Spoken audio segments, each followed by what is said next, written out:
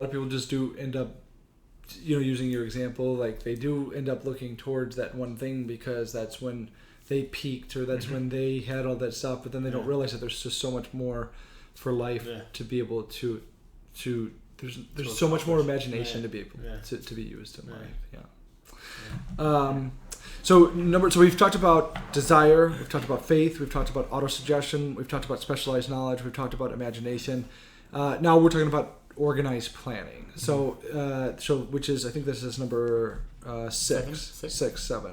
So let's see, 1, 2, 3, 4, 5. So there would be 6. It would be, it's number 6. So in the 7th chapter. In the 7th chapter, yeah. No, because I think a big part of it, which people don't realize traditionally with the books, the introduction is a big part of this book, and it really kind of talks about how to use it and why to use it. It would almost be either number 14 or number 1. It would probably be number 1, and I think he gives a lot of that stuff away in the very beginning of it, the secret, if you will, and kind of forming of what that's at. But so if we were including introduction, it would be number 7. If we're just going by straight steps, it would be number 6. But organized planning, the 6th step to riches. How would you explain organized planning? What would it mean to you? How do you apply it? Well, there's the old saying, like if you fail to plan, you plan to fail. Yeah. Right. I've learned a lot about planning recently and had kind of like a mindset shift on it. Okay. Because I feel like at a certain point I had like decision fatigue. I had too many opportunities or too many decisions that I needed to make. Sure. So I didn't make any of them. Yeah. Right. And I think we get caught paralysis by analysis kind of thing. Yeah, exactly.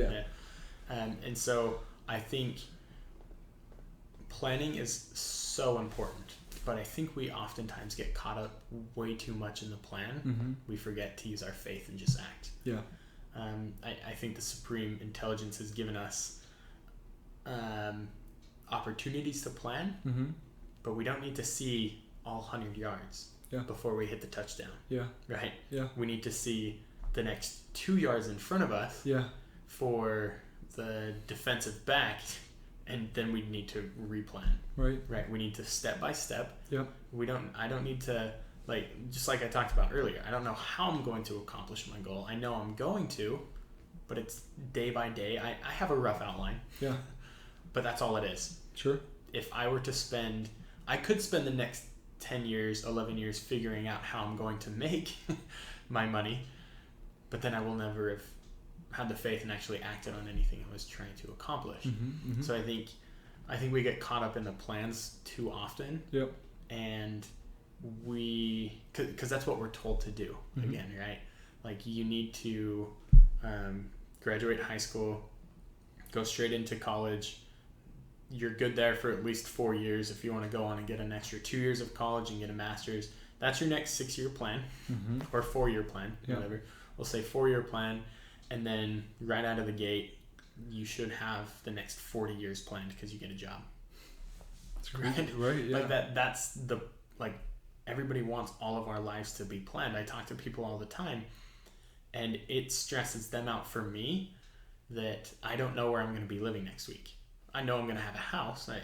I don't know if you know, I'm moving on Saturday. I knew you were coming up on that. Yeah. I don't know where I'm going to move.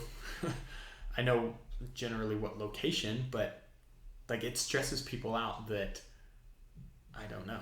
But it's fine because I have a rough plan and I know I'm going to figure it out. Faith, right? Yeah. We just go and do, and then stuff happens.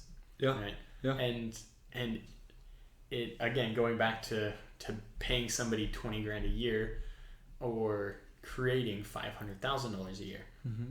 I could sit down and spend time during my week figuring out where I'm going to go move. Yeah. Or I could figuratively pay somebody $20,000 a year to do it. Yeah. It's such a small thing as compared to when I can be out creating relationships and building value in the marketplace.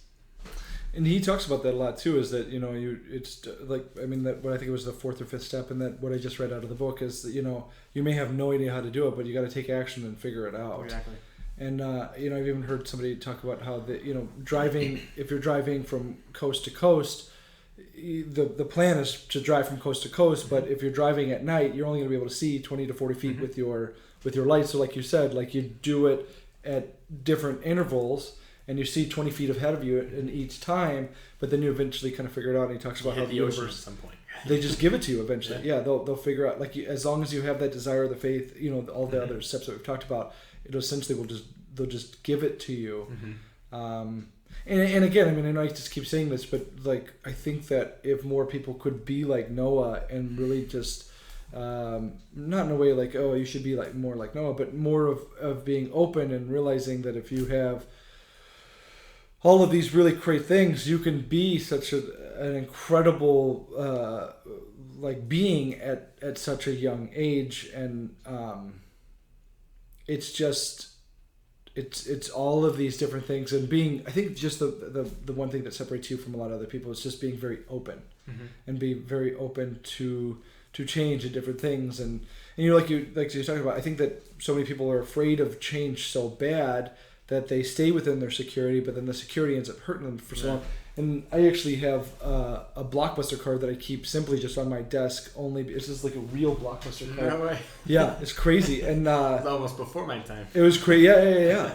But the thing is that, going along the lines of, if you're not open, like Noah is, to essentially what the world, the universe, infinite intelligence, supreme intelligence can give you, is that you find yourself on top of the hill for so long, and then you end up getting knocked off by a tiny little DVD that called Netflix that comes into your thing. But they're constantly adapting to the change, and they're constantly adapting to that next 200 yards in the football field to be able to get to that touchdown, or that 20, 30 feet that your headlights are going to be able to give you within there, or just making sure that you have the organized planning in your life, but at the same time not letting it dictate. Not every hour of every day needs to be planned. Exactly. Right? Yeah. You need